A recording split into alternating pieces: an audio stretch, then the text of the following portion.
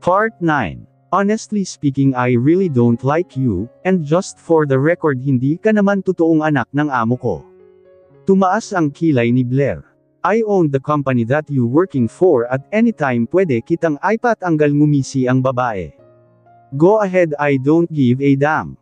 You're not my boss after all, and beside, hindi mo naman pinaghirapan makuha ang company ng poster father mo.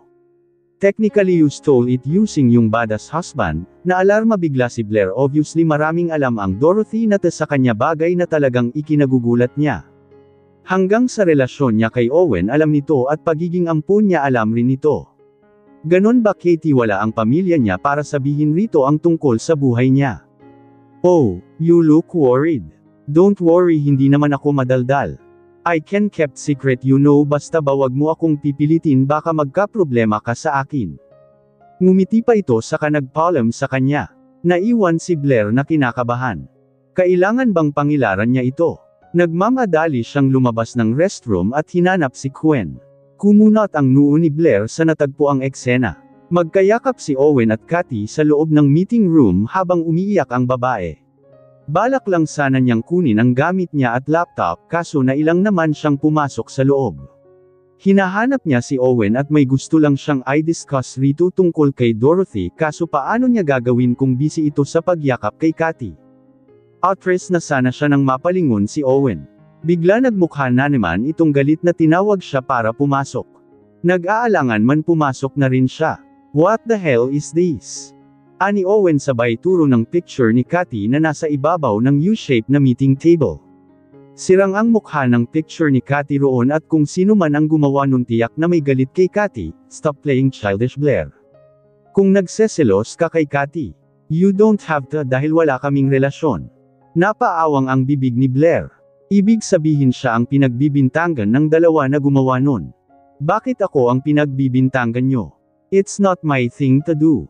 But I saw it in your folder when I accidentally bumped it. Nahulog ang picture ko sa mga gamit mo. Awang pa rin ang bibig na napailing-iling si Blair. Tingin nyo ganun ako katanga kung ako gumawa niyan at dinala ko pa dito sa meeting room ang picture na yan. And excuse me lang, hindi ako nagseselos kay Katie para gawin yan. Hindi ako immature at mas lalong hindi ako obsessed sa kagwapuhan mo, Mr. Centennial. Wala akong pakialam kahit sino pang babae ang makarelasyon mo. It's your thing, kay wag nyo akong dinadimay sa mga kabaliwan nyo. Inis na tumalikod si Blair at dinampot ang maggamit na naiwan. Pagkanga naman minamalas siya, napakaraming kontrabadiba sa Earth. Nakakasagad ng pasen-isa na nahimik siya, pauulanan siya ng mga taong walang magawa sa buhay. At ito naman si Owen, ang dali-dali nitong pagbintangan siya. Nakakasama ng loob, di man lang ba siya ito kilala na hindi naman niya gawain ang mga ganon. Sisirain niya ang mukha ng isang babae sa picture, kung galit siya hindi niya dadaanin sa picture, siya na mismo bubura sa mukha ng babae sa personal. Magsama kayo ng kabit mo. Buwisit. May pa-flirt-flirt pa ako sayong Owen ka, mukha mong pansinin pa kita ngayon. Inis na bulong ni Blair habang papalayo sa meeting room. Natano pa niya si Dorothy nang inisyan siya. Mura ni Owen habang nagtataas baba ang kamay niya sa matigas niyang sandata at pinaliligaya ang sariling nasa ilalim ng malamig na tubig ng shower. Ilang araw na siyang parang teenager na nagsesirili at talagang nakakainit na ng ulo. Netoringan siyang may asawa tao, pero heto mag-isa niyang pinararaos ang sarili. Leon na ang madalas niyang gawin sapol nang magkahiwalay sila ni Blair. Ngayon nasa malapit na ito, di naman niya magawang yayain ito tumira kasama niya. Isang year din silang magkahiwalay at siya ang kusang lumayo rito, kaya wala siyang karapatan na puwersahin itong tumira kasama niya. Pero hanggang kailan niya gagawin ang ganito? Sobrang miss na niya ang katawan ng asawa. Araw-araw na lang meron siyang wet dream dahil kay Blair. Okay pa naman siya noon, hindi ganito kalala ngayon, pakiramdam niya mababaliw na siya kung di pa niya ito matitikman. Katie is willing to be bedded, ilang beses na nitong sinubukan akitin siya. Well, ilang beses na rin naman siyang pinaligaya nito, pero he never bedded her. Kontento na itong kainin siya at hinahayaan na lang niya dahil aamin niya kailangan talaga niya ng babae sa buhay. And Katie is a willing prey, pero hindi pa niya nasusubukan pasukin ang kuweba nito at wala rin naman siyang balak gawin iyon. Buo pa rin sa utak niya na may asawa siyang babalikan, kailangan lang talaga niyang mag-release, pero sapol nang magkita silang muli ni Blair dito sa site. Dumistansya na siya kay Cathy, hindi niya gustong gamitin ang sandata niya sa asawa kung may iba siyang pinaggagamitan. Kaya nagtsatsaga na lang siya ngayon sa kamay-kamay na lang kung sa master bedroom lang sana ito tumuloy ng kwarto. Madali na sa niyang akyatin at gapangin ito kung talagang kailangan, kaso tatlo pang babe ang sma nito sa kwarto at di siya puweng mag-install ng camera sa kwarto na iyo, baka masabihan siyang maniac. Si Blair lang ang gusto na niyang manyakan, lalo na ng araw na panay ang ngiti nito sa kanya at binigyan pa siya ng lunchbox. Di lang nito alam kung gaano siya kasaya nun. Gustong-gusto na niya itong maiuwi dito sa tinutuluyan niya. Araw-araw na itong nakasmile at halatang nakikipag-flirt sa kanya. Bagay na nagiging usap-usapan na sa buong office nila. Gusto sana niyang itama ang maduming G-isip ng mga empleyado nila. Alam kasi ng mga ito may ibang asawa si Blair sa ibang bansa. Hindi naman niya magawang itama dahil parang wala din pakialam si Blair sa mga haka-hakang naririnig. Lintayin na lang niya na ito na ang kusang magtama ng maling iniisip ng mga empleyado nila na sooner or later malalaman din ng lahat na hindi ganun klaseng babae ang asawa niya. Nakatingin si Owen sa labas ng bintana ng kwarto niya. Mula sa pwesto niya tanaw niya ang bahay na tinutuluyan nila Blair. Buhay pa ang ilang ilaw roon. It's almost 11 PM, marahil meron pang ilang staff si Blair na may ginagawa. Hinanap na nga ito sa buong bahay gamit ang mga hidden camera niya. Nakita pa niya itong pumasok sa loob ng kwarto ng mga ito at di na lumabas. Pakiramdam niya nilalagnat na siya.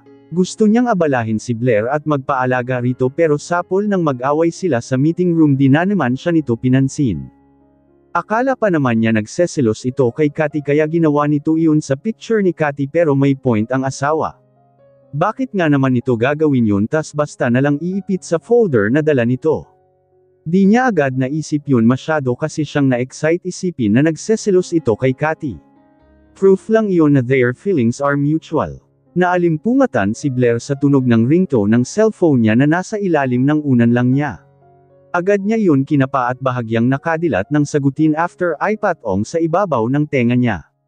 Antok na antok pa siya at kung sino man ang tumawag tiyakin lang nitong importante dahil sisimain talaga ito sa kanya kapag walang kwenta. Blair. Dahan-dahan na napadilat ang mata ni Blair nang marinig ang boses ni Owen na halos parang bulong na lang iyon. Bumangon si Blair at tiningnan ang screen ng phone, akala niya si Blake ang caller, si Owen pala. 1:30 AM pa lang pero bakit ganun ang boses nito? My head is spinning.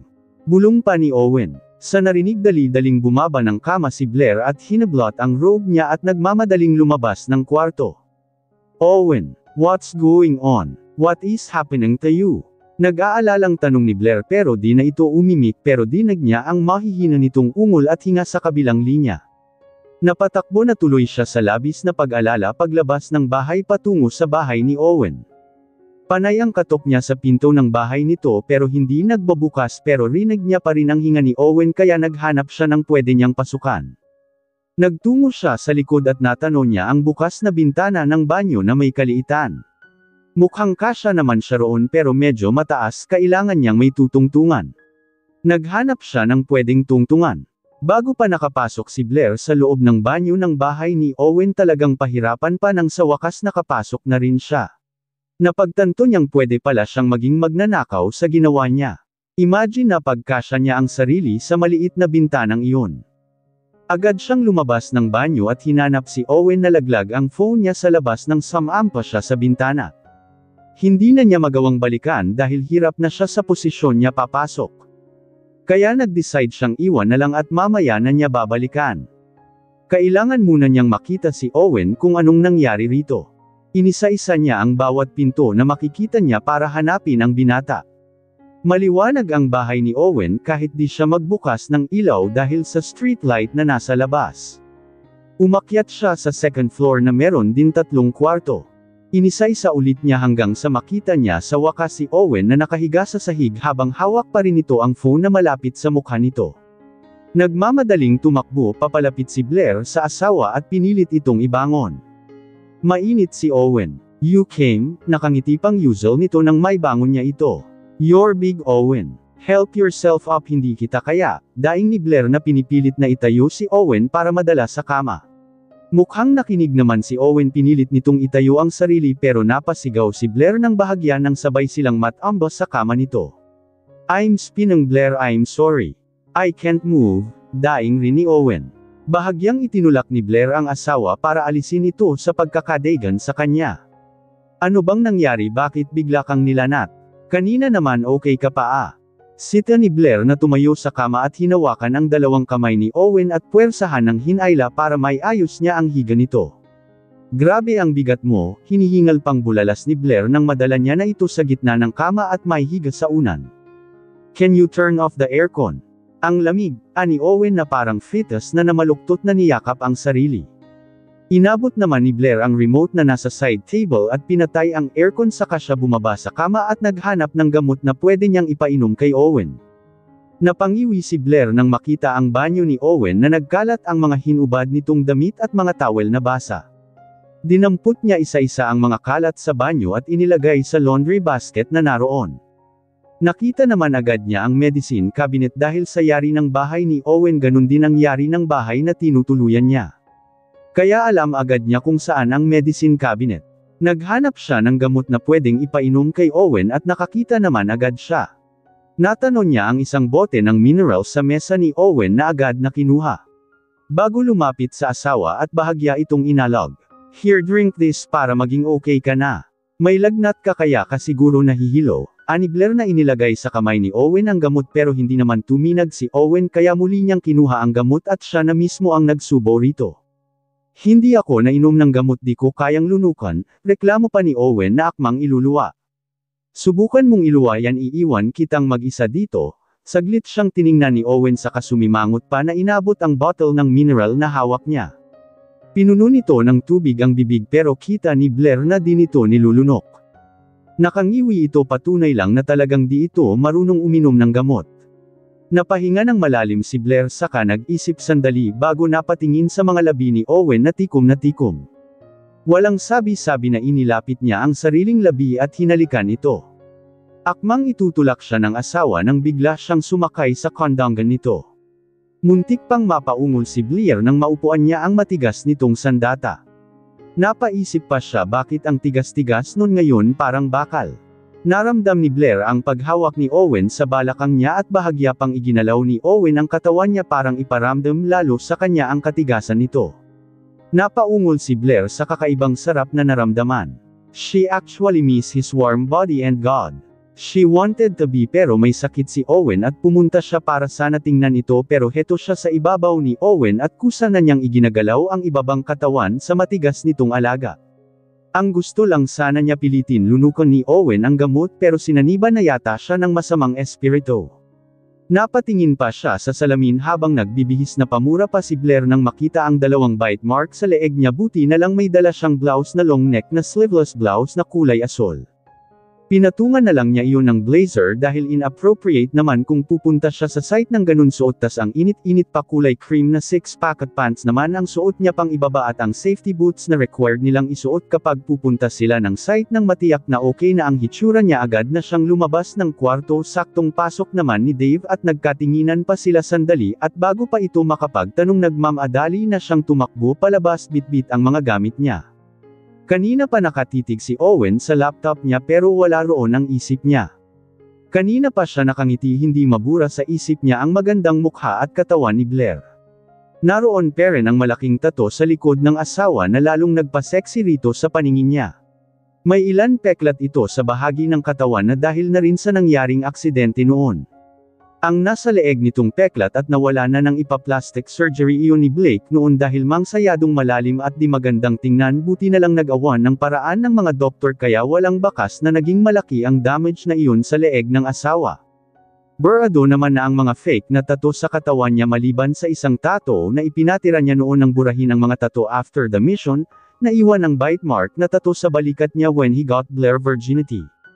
Gising na kaya ito? Hinayaan muna niyang matulog ito dahil alam niyang masyado niyang pinagod ang asawa at di niya napigilan kung di lang talaga siya naawa rito, di talaga niya ito titigilan sa labis niyang kasabikan sa init ng katawan nito. Bigla pakiramdam niya bam ata siya ng 10 taon. Gagawa talaga siya ng paraan na makatabi ulit itong matulog mamayang gabi, parang di na niya kayang matulog na di ito kayakap, mukhang may mabubuong bata ah. Yung ngiti mo parang naka-home run hoy, bulalas ni Carl na nagulat nang biglang umahan sa pagkakaupo si Owen at tatakbo palabas ng office. Napakamot naman ng ulo si Carl na napasunod ng tingin sa kaibigan. Come in Blair. Blair, where are you? Hawak ni Owen ang walkie-talkie. Hindi kasi niya makontakt ang phone nito at di rin niya makita ang asawa. Galing na siya sa bahay niya pero wala na si Blair, sabi naman ng guard sa site, pumasok na daw sa loob pero di naman niya makita, tumunog ang walkie-talkie niya. This is Blair, I'm in Sector 4, sagot ng asawa. Meet me up sa labas ng site, hihintayin kita ASAP. Over. Tandang padamdam panipik, sagot ni Owen saka nagmamadali ng sumakay ng kotse. Ilang minuto pa ang inintay ni Owen nang matano ang asawa na bumaba ng golf car. Napaganda talaga nito kahit saan anggulo tingnan. Hindi siya magsasawa na titigan ito kahit maghapon at magdamag pa. Binuksan niya ang passenger seat para makapasok ang nakakunot ang noong asawa. Where's your phone? I've been calling you several times. Lobat pagsisinungaling na lang ni Blair. Hindi na niya nakita ang phone niya, baka may nakakita at nakuha. Sana lang ibalik sa kanya kung sino man ang nakakuha, sayang naman kasi latest model pa naman iyon ng iPhone at regalo sa kanya ni Blake. Where are we going? Takang tanong ni Blair habang umaandar na sila palayo sa site. We're going to have you shot. Kumunot ang noo ni Blair. Shot. Contraceptive, shot. I can't get you pregnant. Tumaas ang kilay ni Blair na nilingon si Owen. I know what you're thinking, wika ni Owen. If you don't want to be a father, edi sana nagpa-vasectomy ka na lang kesa ako ang pipilitin mo na mag-contraceptive, inis na wika ni Blair. Look Blair, you've been through a lot.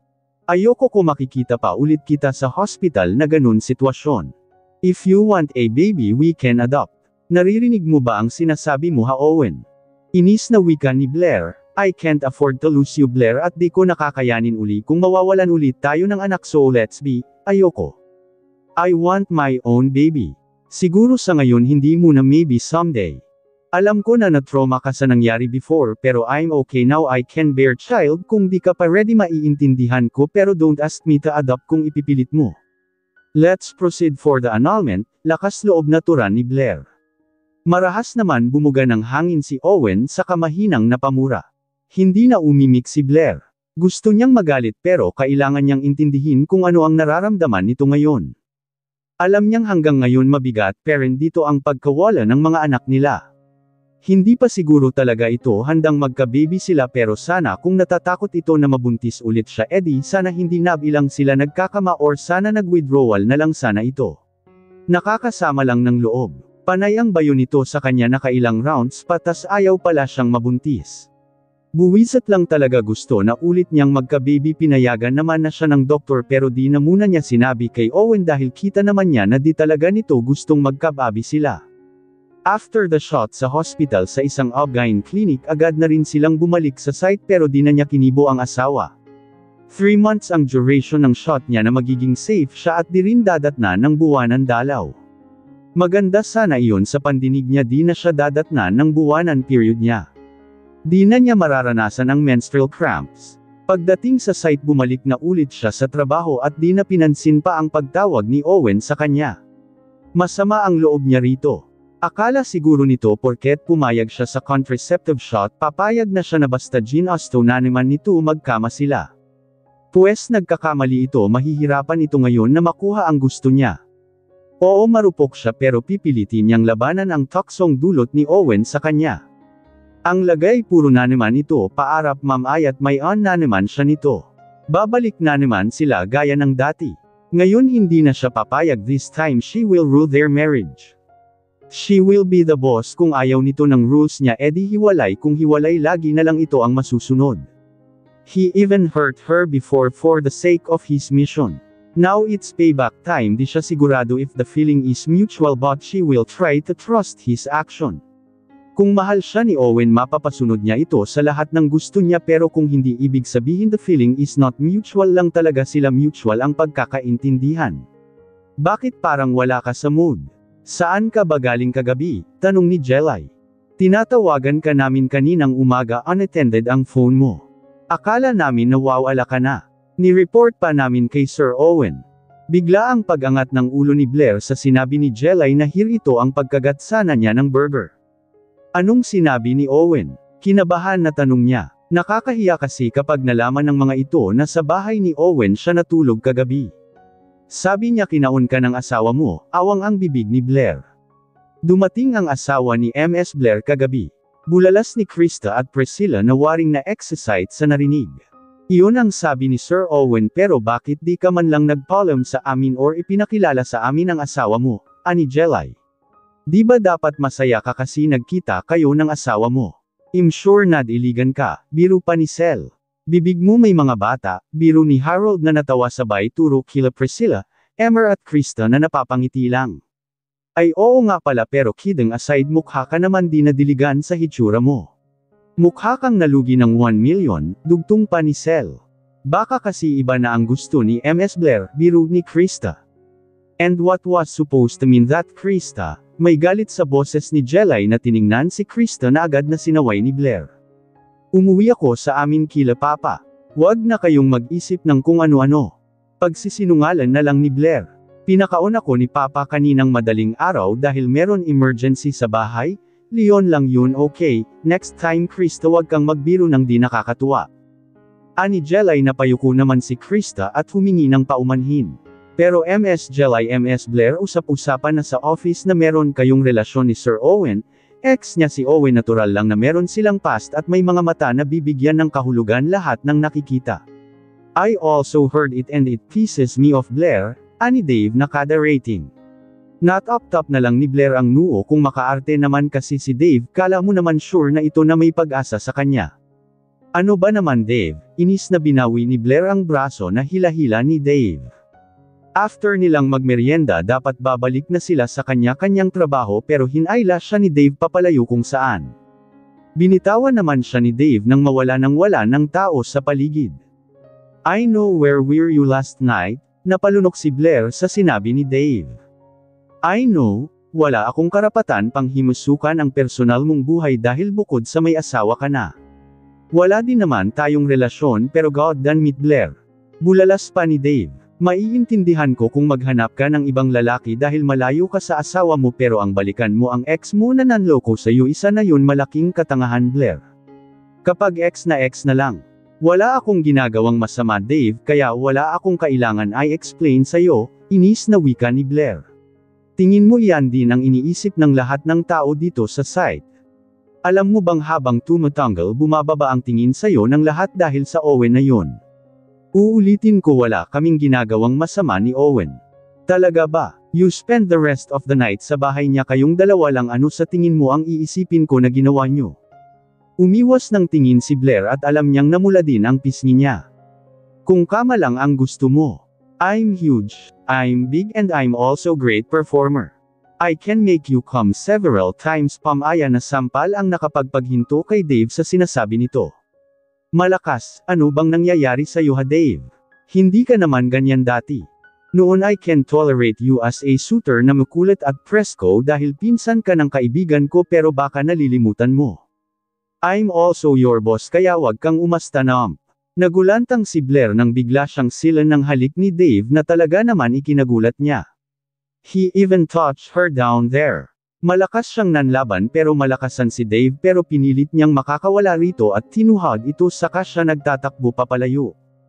Ayaw sana niyang ipahalata na nanginginig ang katawan niya. Hindi lang sa takot kundi sa galit kay Dave, gusto niya itong saktan pero ayaw niya ng eskandalo. Blair, Blair. Narinig pa niyang tawag ni Dave na nagpakaripos ng takbo ni Blair na agad naman humabol si Dave. Natano na niya ang buong team niya kaya nakaramdam na siya ng security. Ngunit nagulat siya nang bigla sumulpot si Owen na kunot ang noo na hinarang agad siya nang makita ang pagtakbo niya. What's going on? Napakagatlabi si Blair na napatingin ng diretso kay Owen.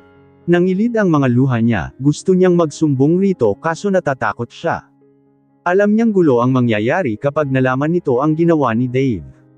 Blair, tawag pa ni Jelay na papalapit na sa kanila. Mabilis siyang umiwas kay Owen at sinalubong si Jelay at Harold na halatang nagtataka din ang hitsura. Blair, sabay-sabay na napatingin sila sa paparating na si Dave na medyo iika-ikara. Owen, bulalas ni Blair nang bigla salubungin nito si Dave at kinuwelyuhan. "What did you do?" Angle pa ni Owen. Mabilis naman niyakap ni Blair sa bewang ang asawa at sinenyasan sila Jelay at Harold na kunin si Dave. Nakita na nilang lahat kung paano magalit si Owen noon. "Leave Blair alone. You're ruining her reputation," anghil pa ni Dave habang hawak-hawak na ni Harold at Jelay na sinasaway ni Jelay. "And what? Let you have Blair. You asshole. Don't you ever go near her or I will kill you in my own bare hands." Tumawa naman si Dave na nakakaloko. "Go to hell, dun ka nababagay. Blair doesn't deserve someone like you." "Tumigil ka Dave," sigaw ni Blair. "Ikaw ang tumigil sa kahibangan mo Blair. May asawa ka ng tao kung hahanap ka lang din ng ipapalit sa kanya yung maayos at itatrato ka ng maayos." Angle ni Owen na pilit na nagpupumigla sa yakap ni Blair kung di lang niya masasaktan si Blair na itulak na niya ito para basagin ang mukha ni Dave. Pinagtitingnan na sila ng mga tao na nakakarinig sa kanila na napahinto sa ginagawa dahil sa lakas ng boses ni Dave. "Owen, please let it pass," samamo ni Blair. Huminga ng malalim si Owen at pinilit pakalmain ang sarili. "You're dead next time." Banta ni Owen saka inabot ang kamay ng aso sa likuran niya at kinuha bago hinayla palayo. Sigaw pa rin ng sigaw Street Dave pero di na pinansin ni Owen pero naramdam ni Blair sa kamay na nakahawak sa kamay niya ang tinitimpi nitong galit. "Owen," tawag ni Kat nang makasalubong nila ito. "Kati, uuwi ko lang muna si Blair, babalik ako, take in charge." "Bakit, anong nangyari?" Tanong pa ni Kat pero di na pinansin ni Owen. Sumakay sila sa golf car na binabaan ni Kat saka sila umalis na di nag-iimikan basta magkahawak lang ang kamay nilang dalawa. "Now tell me, what did that asshole do to you?" Tanong ni Owen nang maiuwi siya nito sa bahay. Nakaupo siya sa sofa habang ito naman ay nakaupo sa gilid ng center table paarap sa kanya. "It's nothing. Don't protect him," inis na wika ni Owen. "I'm not," giit ni Blair pero di makatingin kay Owen. "You almost cried kanina nang makita mo ako. You look like a kid who's been bullied." "Napuwing lang ako kanina." "Try another excuse Blair." Halatang hindi na natutuwa si Owen. Napabuga ng hangin si Blair saka diretsyong tumingin kay Owen. "I wanted to be kissed by you." Pagkasabi nun agad na umangat ang kamay ni Owen patungo sa batok niya para hilahin siya at halikan pero pinigilan niya ito sa dibdib ng dalawang kamay niya. "Kiss lang no, masakit pa ang paypay ko," nakalabing wika ni Blair. Napangiti naman si Owen saka inalis ang kamay ni Blair na nakatukod sa dibdib niya bago ito hinalikan ng buong kasabikan. Di napigilan ni Owen ang mapaungol. He wanted Blair again pero di niya ito pupwersahin ngayon. Kailangan niyang mag-control. Tiyak na totoo ang sinasabi nitong masakit ang paypay nito at naiintindihan niya. Mabilis siyang kumawala sa labi ni Blair na kay sarap halikan. Kinintal-kintalan niya ng halik ang labi ng asawa saka siya lumipat ng upo sa tabi bago binuhat ito at iniupong paarap sa kandanggan niya. "Live with me Blair. I want you back," bulong ni Owen habang nakayakap at nakasubsob sa leeg ng asawa. "Di ka na ba nilanat?"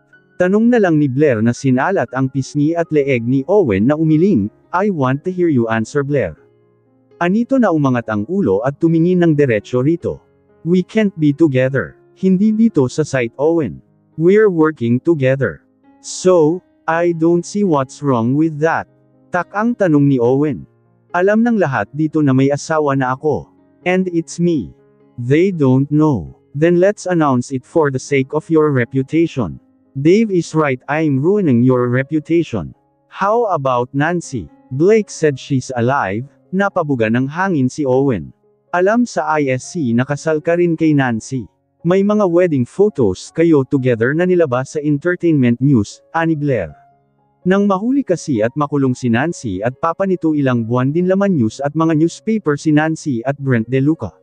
Sa YouTube lang niya napanood ang lahat ng balita iyon.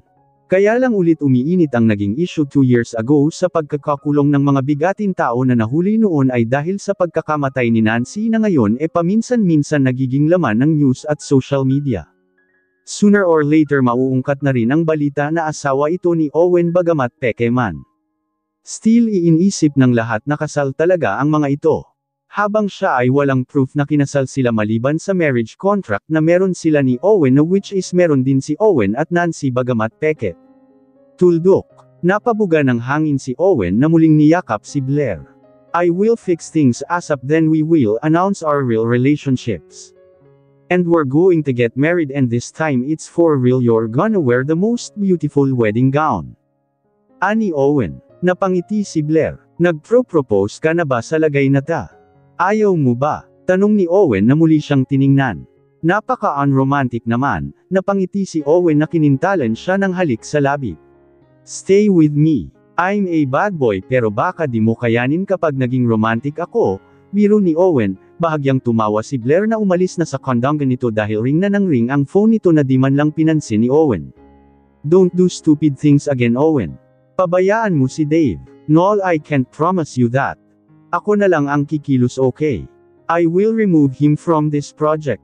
Pinsan siya ni Jelay at magaling siyang architect. So now you're praising him. Inis na wika ni Owen na tumayo na gusto matawa pa sana ni Blair nang makita ang malaking budget sa harapan nito. I'm not ayoko lang ng gulo okay. Ako na lang bahala kilala kita kapag galit ka.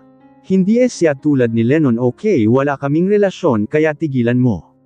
Naiintindihan mo ba ako? Hindi umimik si Owen na dinukot ang cellphone sa bulsa at tiningnan kung sino natawag si Cathy. I can't promise, may rap na sagot ni Owen. Then no kiss starting from today. Taas kilay na wika ni Blair para naman spring ang leeg ni Owen na napatingin sa asawa. Are you kidding me? Gustong matawa ni Blair sa reaksyon ni Owen. Take it or leave it, hamon naman ni Blair. Napamura pa si Owen. Fine. I will leave him alone but make sure na he will be out from this project or else I will put a piece of metal in his forehead, banta ni Owen. Naintindihan naman ni Blair ang banta ni Owen, sabay sagot sa phone calls. Okay I'm on my way back, sagot lang ni Owen sa phone saka muli siyang binalingan. Stay here wag ka nang bumalik sa site close the door and don't open it kung hindi ako ang nasa pinto. Understand? Anong gagawin ko dito? Nasa site ang laptop ko. Ako na ang bahala sa gamit mo okay basta stay here or cook dinner for US. I have to go tatalikod na sana ito nang pigilan niya. Sure, ka naaalis ka na ganyang hitsura niyan, maang pang tanong ni Blair sabay tingin sa nakabukol nitong harapan, ngumisi si Owen na akmang yayakap sa kanya nang bigla siyang dumistansya sumimangot naman si Owen. You said you're still sore so what will you suggest? Pero di ka ba nahihiya na, galit lang ta dahil nasa harapan kita pero once I'm out. Brother of mine will slip again. Napaka-el mo talaga. Sayo lang kaya you should be proud. I'm heading out. Huwag kang uuwi sa kabila hanggat wala ako okay tumango naman si Blair mabilis naman siyang hinalikan ni Owen sa labi saka tumalikod na. Napabuga na lang rig hangin si Blair at hinatid na lang ng tanaw si Owen mula sa bintana na may kausap na sa phone habang naglalakad papalayo. Pakiramdam niya nagmamalfunctions na naman at puso't isip niya dahil kay Owen sabi ng isip niya pag-isipan muna niya ang gusto niyang mangyari pero sabi naman ng puso niya mahal niya si Owen and whatever happened. She will still choose her husband. She's been through a lot of pain, sorrow and rejection sa mga pamilya niya. Pakiramdam niya si Owen lang ang naging tama para sa kanya although sa dami na ng pinagdaanan nila pakiramdam niya hindi mali nang mahalin niya ito. Nasa maling sitwasyon lang at ngayon nasa mali naman pagkakataon pero love conquers all ika nga and this time sabay nila ni Owen haharapin iyon. Nasa kusina si Blair nang makarinig ng malalakas ang boses sa labas habang papasok ng loob ng bahay. Kumunat ang noo na napalabas siya ng kusina sakto naman bukas din ang main door at pumasok ang nagtatalong si Owen at Blake kasunod sina Harold at Jelay na kumaway pa sa kanya habang nakangiwi. You. Turo agad sa kanya ni Blake nang makita siya. I've been calling you several times. Alam mo bang gumamit pa ako ng jet plane para lang makarating agad dito dahil ang magaling mong asawa ayaw sagutin ang tawag ko. Napakagatlabi si Blair na napatingin kila Jelay at Harold na mukhang alam na dahil di na nagulat ang mga ito sa narinig. I told you I'm busy. Busy nakita pa kitang nakikipaghalikan sa babae mo angle ni Blake sunod-sunod naman ang iling ni Owen. We're not kissing. I swear. Ani Owen na nakatingin kay Blair. Napuwing lang si Cathy kanina Sir Blake, magkakasama kami, hinihinpan lang ni Sir Owen yung mata ni Kat. Sambat naman ni Jelay dahil talagang tumaas ang kilay ni Blair sa narinig, paranoid lang tong ugok na ta, ani Owen na mabilis na lumapit sa asawa na aakbay sana pero umiwas si Blair. Don't you trust me? Haven't you heard what Jelay said? Maktol naman ni Owen. I heard it, okay, at pwede ba sa tuwing magkikita na lang kayo dalawa lagi na lang away ang ginagawa nyo? Hindi ako ang laging nagsisimula. Yan kapatid mo ang pagsabihan mo, ani Owen. Umayos ka kasi. Blake, saway ni Blair, abot tenga naman ang ngiti ni Owen nang angilan niya ang kapatid. Huwag kang tumawa dyan, we have a huge problem kaya umayos ka. Sita ni Blake. Harold, Jelay. Salamat, umuwi na kayo, I'm sure pagod na kayong mag-asawa. Ako na bahala kay Blair. Alanganin naman nagpaalam ang mag-asawa na inihatid na lang ni Blair sa pinto. You have a lot of explanations to do kapag bumalik ka sa bahay. Sita ni Jelay, alanganin naman, ngumiti na lang tumanggaw si Blair na tumanggaw sa kakumaway. Dave is really in the big mess. Ani Harold na iiling-iling pa. Kailangan maialis mo si Dave dito bago pa malaman ni Sir Owen ang ginawa ni Dave kay Blair, which is legal husband pala ng lukring na babaeng yun. Ano ba kasi naisipan ng Dave na yan at hinaras niya si Blair? Naghaukay ba siya ng libingan niya? Masyadong matapang, wala naman ibubuga kay Sir Owen, reklamo pa ni Harold habang naglalakad sila pabalik ng bahay nila. Gising na si Papa at sinabi niya na hindi si Nancy ang nahuli nila Owen. What? Bulalas ni Owen na napatayo. Everything is a plan, alam ni Nancy na darating ang time na mahuhuli sila at nakagawa na pala siya ng paraan to escape the authority. Hindi alam ni Papa ang plano ni Nancy. That's why inatake siya sa puso nang mabasa ang sulat na iniwan ni Nancy, where's the letter? Naibigay ko na sa mga pulis. Balak nilang ilabas sa kulungan si Papa pero hindi pumayag ang Papa. Kaya he asked me to surrender the letter. Ang gusto niya sa'yo kaso you already resigned kaya wala akong choice kundi ibigay sa kasamahan mo. Marahas na napabuga ng hangin si Owen sabay bayo sa mesa. Then who the hell we got? Tak ang tanong ni Owen dahil mukha ni Nancy ang mismong nahuli nila. Sinong mag-aakala na ibang tao pala ito? Hillary Hedges ang tunay na pangalan ng babaeng nahuli nyo. Nag-undergo siya ng plastic surgery para maging kamukha niya si Nancy. Pinag-aralan din niya lahat ng kilos pananalita ni Nancy to make it real. Then sino ang babaeng lagi kong kasama? Si Nancy. Nagpalit lang siguro sila during the time na na-corner mo na sila. You mean to say Nancy is possible with other face? Ani Blair, nagawang gumawa ni Nancy ng copycat nito kaya di malabong baguhin din ito ang anyo para maging malaya ito. Precisely, kaya kailangan niyong mag-ingat, baka di natin alam nasa paligid lang pala siya. Di napigilan na mura ni Owen. Daig pa nila ngayon ang maghahanap ng karayom sa gitna ng damuhan. Wala akong pakialam kung anong mangyari sa'yo pero dahil sa'yo nadamay ang kapatid ko. Blake, saway ni Blair na hinapas pa ito sa braso. But she's also Nancy's sister, napabuga ng hangin si Blake. She is, but she doesn't know her at all, kaya protect her with your life no matter what dahil ikaw ang may kasalanan kung bakit madadami si Blair. Marahas na napabuga ng hangin ni Owen na napatingin kay Blair na tahimik lang na halatang nag-iisip. What are you thinking? Tanong ni Blake. Is your father okay? Tanong na lang ni Blair. He is, sagot ni Blake habang nakatitig sa kapatid at naghihintay na dugtungan nito ang tanong. Alam niya up to no kahit hindi magtanong si Blair. Curious ito sa pamilya ng papa nila pero dahil lumaki itong hindi nakikilala ang papa nila.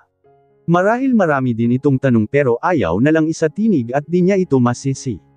Hindi naman nito nakilala ang ama at half-sister nila. Ni hindi rin nalaman ni Nancy ang existence nito. Ngunit malamang ngayon alarm na ni Nancy na magkakapatid sila, sana lang maisip iyon ni Nancy pero di pa rin siya pwede makasigurado. Iba ang likaw ng bituka ni Nancy lalo na't obsessed ito kay Owen. I'm planning to stay. I'm going to talk to your father about this project. Umasim bigla ang mukha ni Owen sa narinig. Your presence doesn't need here. I can protect my wife. Masama naman ang tingin ang ipinukol ni Blake kay Owen. Ano ba kayong dalawa? Puro na lang kayo away, yung totoo sino bakla sa inyong dalawa? Definitely I'm not and you know it, mabilis na sagot ni Owen. Napailing naman si Blake saka muling bumaling sa kapatid. I'm supposed to help you dun sa naunang project pero di natuloy dahil sa isa dyan pero this time I'm working on it na mapasama sa project na to whether you like it or not. Ani Blake sabay lingon kay Owen. Si Kuya Luis ang may hawak ng subcontractors ni Papa. Ako na bahala. Si Rio Osena, naiwan sa US pero susunod siya rito oras na naayos na niya lahat ng documents na kailangan ko to stay here. Mukhang nagawa mo na lahat ng plano mo bago ka nag-inform sa amin. Why would I need to inform you? Kasalanan mo itong lahat, Blake, saway ni Blair sa kapatid.